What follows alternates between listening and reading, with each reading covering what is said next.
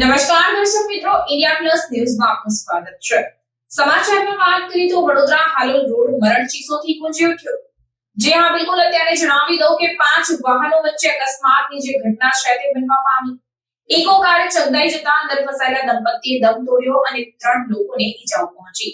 4 કિલોમીટરનો traffic jam અકસ્માતને પગલે સર્જાયો હતો.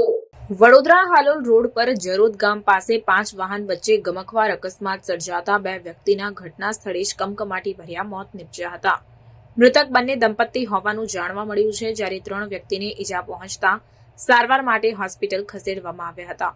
અકસ્માતના કારણે રોડ પર 3 થી 4 કિલોમીટરનો લાંબો ટ્રાફિક જામ થઈ ગયો હતો, જેથી હાલોલ વડોદરા ટોલ માર્ગ બંધ કરી દેવામાં આવ્યો હતો. 2 વ્યક્તિ ફસાઈ હોવાની માહિતી વડોદરા ફાયર એન્ડ ઇમરજન્સી વિભાગને કરવામાં આવી હતી.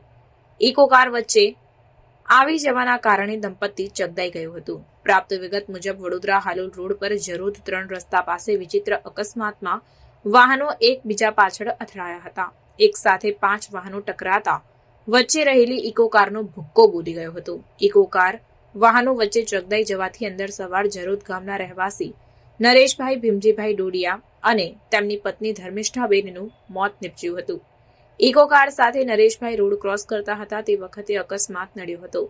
હેવી લોડર ટ્રક, પાણીનું ટેન્કર, ઇકો કાર, રિક્ષા અને કિયા કાર આમ 5 વાહનો વચ્ચે અકસ્માતની જે ઘટના છે તે બની હતી. ઘટનાને પગલે સ્થાનિક લોકોના ટોળે ઉમટી પડ્યા હતા, તેમજ જરોદ પોલીસ ફાયર બ્રિગેડ સહિતે બચાવ કામગીરી હાથ ધરી છે. અકસ્માત થતા વાહનોની લાંબી કતારો લાગી. અકસ્માતમાં અન્ય 3 વાહન ચાલકોને નાની મોટી ઈજાઓ પહોંચી હતી.